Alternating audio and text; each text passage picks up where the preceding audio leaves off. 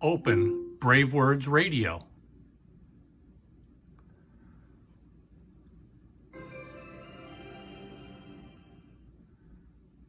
Welcome back to BraveWords Radio. Brought to you by Vox Protocol, the global leader in voice app entertainment. BraveWords Radio is an awesome musical extension of BraveWords.com, where we have been waving the flag of hard rock and heavy metal around the world for over 30 years. Since you have been here before, we hope you enjoy BraveWords Radio.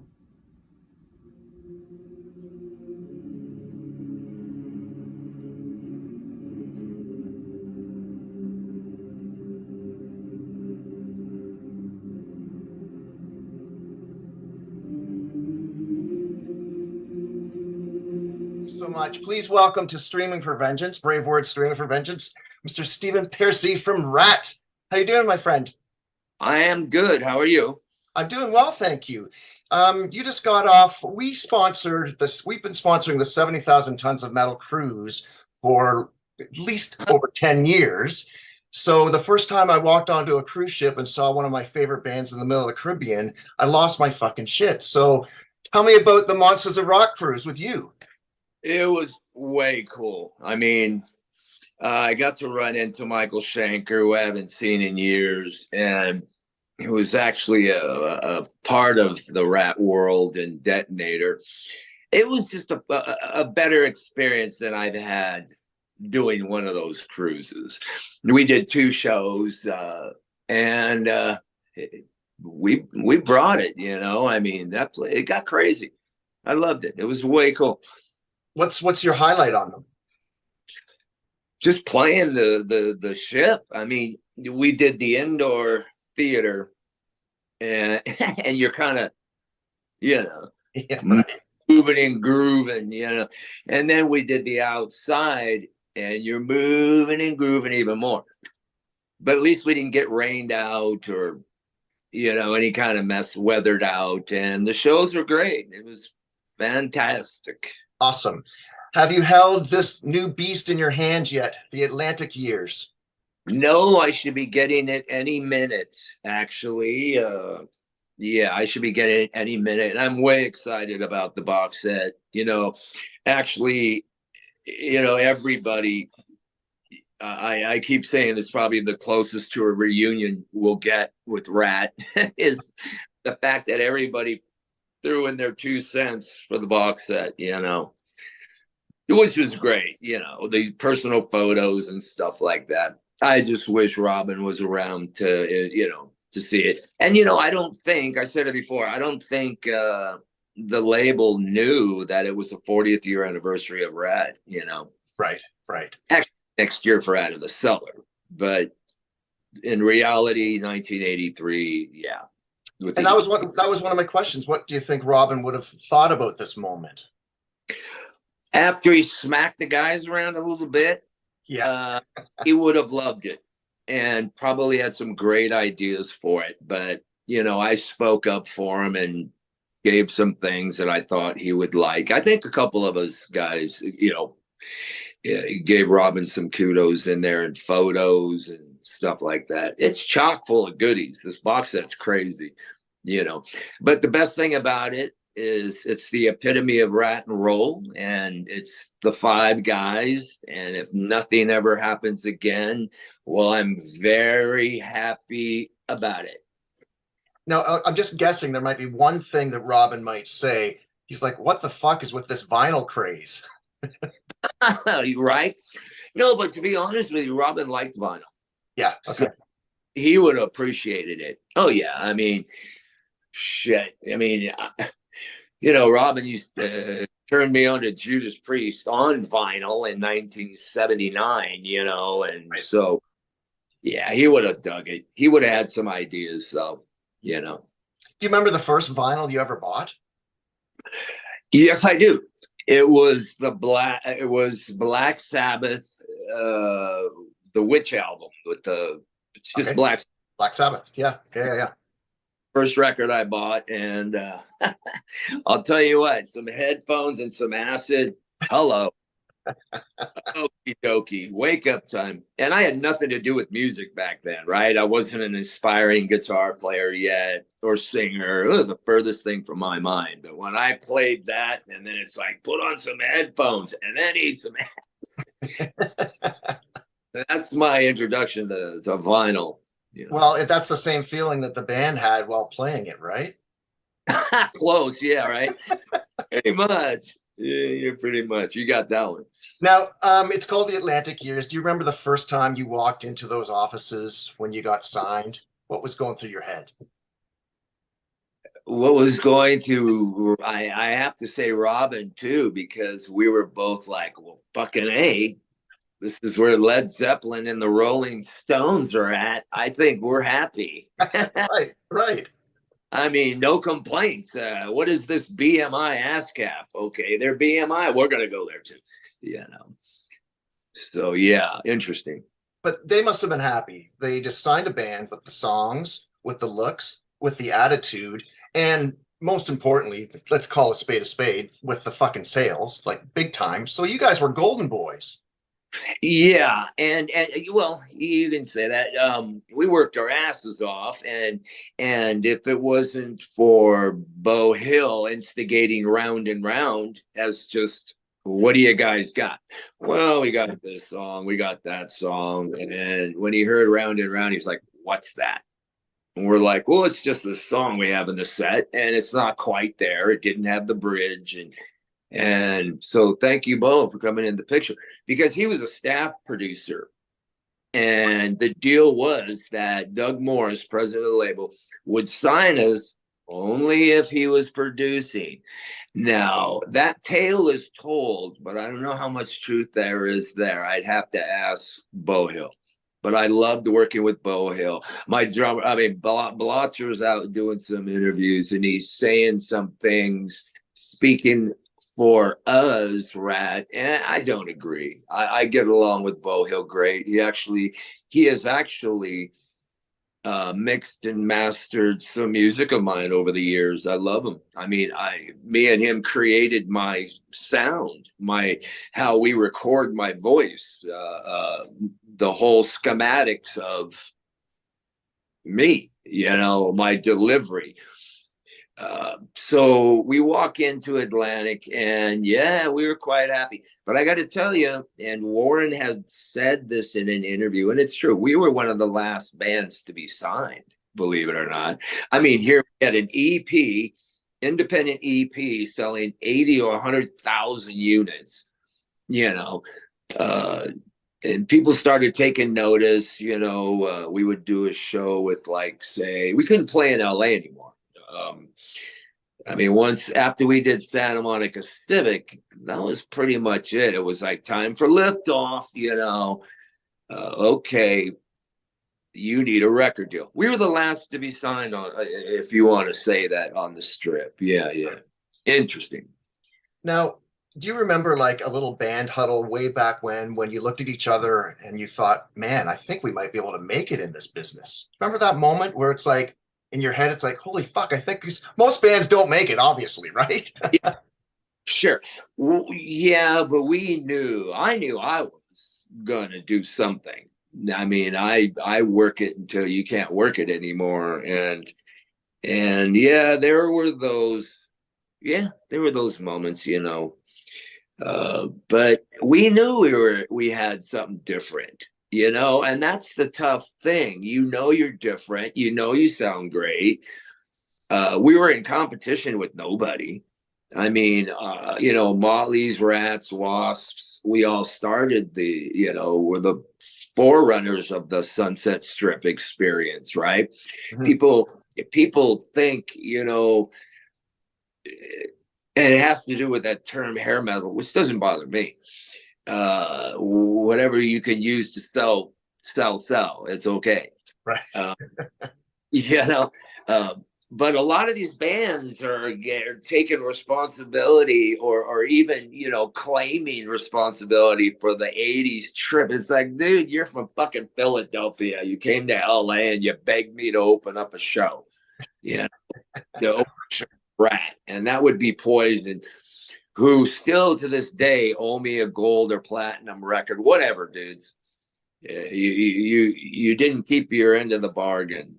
And anyway, so it's nice to actually, I mean, we're proud of the fact that we busted our ass on the strip and we're a big major part of that scene. And it took a lot of work. It just didn't fucking happen. Nobody handed us shit, you know. We were asked more not to play than to play back then, you know. You're too loud, too fucking crazy, or too high, or too something, you know. And we're like, fuck. And you kind of, not that you fall in the steps, but it's kind of the same similar situation like Van Halen. It was years before Van Halen 1 came out. You know what I mean? They've been digging in the trenches, just like RATT, right? It just doesn't happen overnight with most bands. No, it doesn't. And, you know, I brought my band, you know, RATT came from my band Mickey Rat, who I brought to LA January 1, 1980, because Ed Van Halen, who I was friends with and watched their whole trip from 1978, sat on the edge of the whiskey and would watch. And, you know, I learned a lot from hanging around with them. But one of the main things was get your ass up there. You ain't going to do shit here in San Diego, right? So we did, but we worked. My band, Mickey Rat, was doing a lot of groundwork before I got the original RATT guys together. So thank you. Do you remember what you bought when you first got that big payday check? I think I bought my mom a house. Sweet. Yeah. I didn't need anything. We were on the road. We didn't know we were going to be, you know, on a 1.5 year long tours, you know. Right. I didn't need a house. We didn't have one until I think Robin and I were the last ones to buy a house. And that was 86 or something like that, 85. Yeah. Your house was a bus. Yeah, right. And a hotel. And the ironic thing is, even when I had a house, I'd fucking be staying at hotels, you know? I have a house. Well, what are you doing here? I don't know. I'm staying at this hotel. Not to bring it down a sad path, but it was a couple of days ago that was the anniversary of Tawny's passing. Yeah. What memories do you have working with her? She was part of the team for a little while, right? Yeah, she was. And you know, in the late 70s, 8 or 9, Robin and I would, our bands would be in San Diego playing and together and doing shows. And I met her back then. They were, they had a little apartment, a duplex down the street from my grandmother, which was ironic because I take grandma shopping and then I'd go right to Robin's, get fucked up, and we'd play guitar for 20 hours a day. And she would be there just going, oh my God, you guys ever fucking stop, So when it came time to do the records, we had an idea of let's be a little sexy, we don't need sledgehammers, chains, and leather, let's just grab her and throw a bunch of rats on her for the EP. And she was a sport about that. Robin on one side, me on the other. Neil Slowzauer, okay, now throw. And then for Seller, obviously, yeah, she was a sport. But you know what? They're both together, and it's all copacetic. Yeah. Now, when I went into YouTube to look at the views for Here I Go Again and Round. Not that I would ever ask for finances, but how much money have you made from YouTube videos? That's why I asked, because I know it's probably nothing. I wouldn't know. I don't look, and I really don't care. It's important statistics, but when Christy and I do business here, our statistics are what's happening in this part of the world, who's buying the music in that part of the world, who's doing this. We don't get into the dollars and cents, because it only makes sense if you're hitting those markets that we're interested in. Right. You know what I mean? So a bunch. Okay. Alone is almost half of the half of the our income from You cut it. Half your income is from what? Sorry. it's pretty much the, you know, I hate talking finances and stuff. It does really well. Right. You know, like almost 40%, 30% of the pie. You know what I mean? You brought up Blotzer, who's been yapping about a bunch of stuff. Did RATT get invited to take part in the stadium tour? Was there any you guys part of those conversations? No, we had our own thing going that we were going to do. We had our own tour set up before that uh, COVID cold flu thing came about, and it pretty much shut the door on our thing. We should have been invited. That might have gotten us back together, but no. And you know, Joan Jett. I mean, I love Joan. She's played with us many times. She was good for that. You know, it is what it was. I mean, you know, there's going to be another. I'm not too concerned. You know, let's hope you're on it. Let's hope you're on it. Exactly right. I'm the only one out there ratting and rolling. Unfortunately, I don't. Like I said before, this box set's important because it's probably the only reunion you're going to see from everybody having some fucking input. You know, I'm tired of busting balls. You know, it is what it is. Maybe our timeline was supposed to be that box set, that period, you know, which is really the EP to Detonator. But hey, you get that. I'll give you the EP later this year. It will be re-released. People keep asking, well, where's the EP in all of this? It's coming. It's coming. Yeah. Now, I think we're all getting way too old to be bitter, but Blotzer didn't have a lot of good things to say about Motley Crue. What are your feelings about the crew, and like, were there any of your peers that you admired, like when you were growing up on the scene? Yeah, I have much respect for some, you know, guys I read, like running into Michael Schenker was brilliant. Having the opportunity to play with him or him in the band was amazing. Yeah, Bob tends to be a little outright overspoken, but I love Bo Hill, our producer. We still work together if possible. I would love for him to do a RATT record. I really fought for him to be involved with Infestation and the other records after the fact. But as far as our peers, Motley, well, you know, we're brothers, man. You know, you don't necessarily talk a lot anymore. I do shows at Vince. I see Vinny all the time. You know, he's a total brother. I could give a shit. Him and I think the same. I don't give a fuck. You know, the less shit we have to put up with, the better. So, you know, leave it over there. So, but I just didn't. I had to make a point. You know, when Six disrespected Carmine. I mean, who's a brother and who was, I mean, he probably taught Tommy Lee those freaking things, you know, the drum, you know, it's like to diss him like that was like, ouch. So I said something. It's like you would say to your brother, you asshole, what'd you say that for? You know, it's fucking uncalled for. So I don't know where that ended up, but you know, they do what they do. And I still feel the same way to this day as I did years ago. Motley is Motley, RATT is RATT, and hey, it is what it is. You know, they're out there. They should be very fortunate, and that they're out there. How they're out there with all this commotion now without Mick is not. I didn't dig that either, and I don't want beat a dead horse, but disrespecting Mick like that because Nikki tried to steal Jakey Lee from me when he was a fan. So, you know, who knows? Never satisfied guy, you know. And then we jammed together, Robin, Nikki, me and Nikki, Tommy, me and Robin a couple times to put a band together. And I'm thinking, what's going on here? We'll jam, sure. Robin and I, fuck yeah, we're putting the RATT together. We're putting this new band together. Well, they already had a band.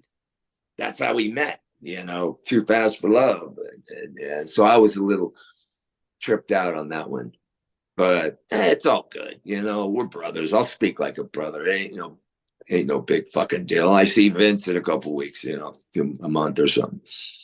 You brought up the term hair band, and I want to talk just quickly about the whole glam thing. It was Jake told me a really funny story because Metallica, Master of Puppets, they were opening up for Ozzy, and that's when Ozzy got glammed up, right? Right. And Sharon's famous quote to Jake was, "You can't dress like the punters, like the Metallica kids in the audience with jeans and ripped t-shirts and everything." So that's why the ultimate sin is Ozzy all glammed up, because you can't dress like the punters. Yeah, interesting. Very interesting. Yeah, that whole scene, I just did an interview talking about that, how it's misconstrued the real 80s guys who really started that scene, the Motleys, Rats, Wasp, you know, they're not guys from fucking out of the state who, but I agree. And then it got a little too overblown, you know. You had all these little Motleys, little Rats, little Van Halens, and everybody looked the same, buying the clothes, fucking people, the same director, and let's see if it sticks, you know. I mean, it's so funny. On the cruise, there was a station that played 24/7, and there was these bands from the 80s, and you're like, what? You know, they're getting played more now than they ever did then. Right. They're probably seeing their first fucking royalty checks. Well, $20, fuck, you know. Back then, you know. A lot of the bands around you, they had success just like RATT, but they had ballads. They had a lot of radio play with ballads. RATT didn't really have a true "Mama, I'm Coming Home" or "Home Sweet Home" or "Every Rose Has a Thorn." No, and there's a reason for that, because everybody did it. That's one thing that, you know, we didn't care about a lot of things that were fad from day one. That's why you didn't get the power ballad. We gave it to you on Detonator with "Giving Yourself Away." They really wanted a ballad. Well, Diane Warren, Desmond, and myself, we went, we'll give you a fucking ballad. And we gave them the best song fucking on, I think. That's a great song. But no, we didn't want to do it just because everybody was doing it. You know, and we missed out on a lot of opportunities. Granted, and that sucked. We could have been on late night shows and this and that. And we just didn't want to do it, you know, and that could be useful or hurtful. So I think we got both. You know, it was an advantage and a disadvantage, you know, because it could have sold a bit more records, being faddish, you know, you got to do this, you're doing it, why don't you do it? You don't want to fucking do it, you know. We don't want to be like them, you know, especially Motley, because people were like, Motley Rat, you know. It's good for them, not good for us. Stephen, who drew the first RATT logo and who has the sketch? I did. I created all the RATT logos, and it's quite possible that I do have the first sketch. First logo is on this 45 single I released in 1980 that I gave away to promoters, club promoters, to get gigs for Mickey Ratt. It's got "Driving on E" and "Dr. Rock," these songs I wrote. And that's the first logo taking shape. I can actually show you if you want to see it. Sure. Hang on. Wow. Hang on. Much different than this logo, apparently.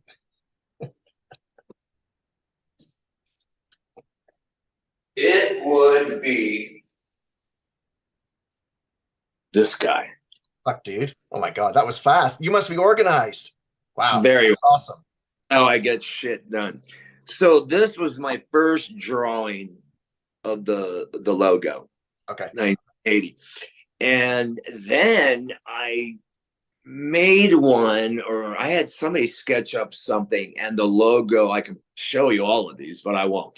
But it looked like I called it the Batman logo because it looks like the Batman logo, RATT. I think it's kind of bitchin', a little Aerosmithy looking. And then I really created the R into the triangle A with the two T's. Then I started putting it all together, and I got it to get tighter and tighter, and got rid of the round, the soft edges, and then now you just have the RATT logo we know with the points on each side. But yeah, it all started with that guy. And obviously, growing up as a kid, what logos were you influenced by? Was it the Rolling Stones' Lips? Like what's, and then you're thinking, okay, I'm going to do a band, but we need a name, number one, and we need to draw the name on something. Yeah, well, Mickey RATT, when I decided to use the name Mickey RATT, he was already this fucking X-rated cartoon comic character, the way opposite of a Mickey Mouse, obviously. And Robert Crumb is this guy's name, out of San Francisco. It came from one of those, Mr. Natural and all those hippy dippy 60s posters and stuff. Well, that guy created Mickey RATT and comic, and he was always fucking getting high and into trouble. I figured, fuck, that's my band. So I took on that. And as soon as I moved to LA with this, I said, I got to cut the name down. I want a name that has an impact, a visual, like the KISS logo. As I told Gene, I go, Gene, your logo gave me some ideas for the RATT logo. Just one color, one word, bam, you know what it is immediately. You can hear it. Hey. And I can hear Gene saying, I need a cut of that RATT sales, right? And make that joke. Oh, did he make that joke? And you owe me for that. Okay. Said, sure. But yeah, that's true. And the logo took time. It really did. But I knew I wanted to change it to RATT as soon as I moved to LA. I mean, the Van Halen logo, I liked just the VH with the wings. I liked their first logo too. Have you seen it? Do you remember it? Yeah. I do. It was pretty cool. So I got into, and then the Aerosmith logo, but I'm an art guy. I'm an art director dude anyway from day one. I've created I had a big part to do with all the album covers, art directing, and ideas, stage designs. And so, it did its thing. It eventually, this guy turned into, it's so weird you're bringing that up, because I was actually going to put the logos from day one up. I'm going to do that just because of this. Nice. Awesome. To now. So look what you did. A few more questions if you have time. Yeah. What was that one band that you saw live and you said, we need to do this, but better? Ooh, well, I don't know. I doubt if it could be done better. I mean, if you had the opportunity to sit on the whiskey stage watching fucking Van Halen, and I'd be right there with Ed, just sitting there, just going, fuck, man, this is a whole new world. I'd go back to San Diego and tell everybody, you got to see this band. It took me a while to get to go see them. A friend of mine was busting my balls over and over. You got to see this band. You got to see this band. They're like Zeppelin. They're like this. But I'll tell you what, Zeppelin, I actually had the opportunity to see them 3 times, and talk about an awakening. Jesus, holy shit.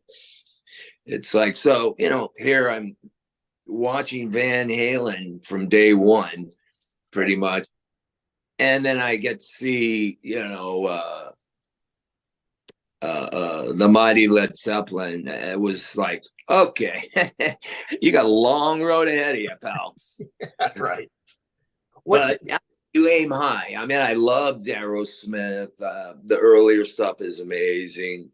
Blue Oyster Cult, Priest. I remember Robin turning me on to Priest in like 78, 9. Forget it. I lost my mind. And when the fuck is this, you know? So interesting. I just lost my train of thought. That one singer, actually, no, I didn't. What did Eddie think of RATT? You know, I would harass him all the time, dude. Let my band play with you. Let my band play with you. He never would. But we did finally. RATT opened for Van Halen at a festival before Ed, a few years before he passed. And I was just, thank God we at least did it once. Yeah. Once. Because I really would give him shit all the time. My fucking band opened for you, man. I see you all the time. It's fuck this. Let's play. Come on, man. But yeah, we actually did get to play with the mighty Van Halen. And wow. Very cool. And cool. That Monsters of Rock tour that went around, it wasn't RATT on the tour, it was Dokken. What did you think when Van Halen chose Dokken to be on that Monsters bill? And there's a method to their madness, and I'm feeling that Dave really, run the ship. So it's interesting. I don't know. Maybe they just didn't want bands to like really give them competition, but there's no competition.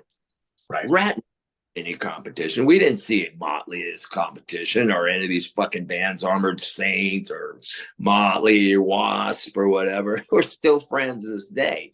There was no competition. But wow. Anyway.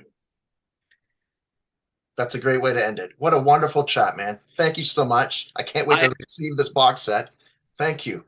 Yeah, let's not forget, we got this great box set. It's chock full of goodies. You want to see what I'm doing? I'm celebrating, embracing this 1980s Sunset Strip experience at officialstephenpearcy.com. I'm out there ratting and rolling for what? Another year, maybe 2. And I'm taking this box